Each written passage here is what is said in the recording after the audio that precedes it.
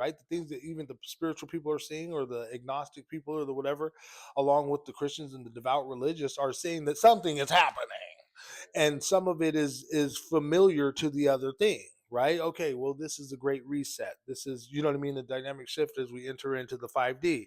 And some people might say, well, that's just the rapture. That's just the book of Revelation happening. The four horsemen are coming for the apocalypse and shit, right? So, and I speak to this as saying that these things are not mutually exclusive because of the fact that we're in overlapping timelines, right? All of this can be existing, right? And about your perception, of course, the collective consciousness, right, out in the quantum field, this is what then magnifies what is taking place, and then we are creating our reality as we go. So the book of Revelation is an interesting thing because the guy touched on the fact that, not the fact that, but he was stating that, yeah, that was propagated information and put into the Bible at a certain point as a tool for manipulation and control, right?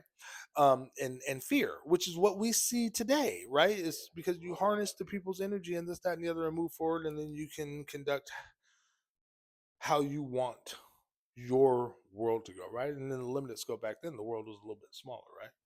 Or bigger or larger, right? Yeah.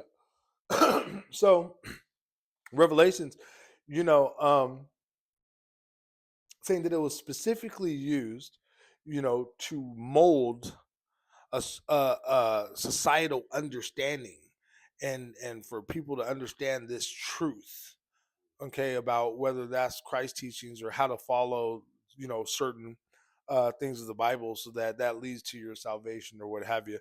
And it's no different than what we see now. In other words, the experiment has worked.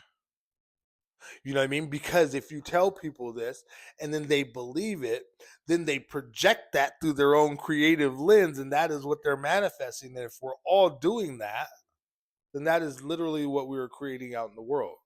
You know what I mean? So that's why I do say, yeah, be acutely aware of these things, right?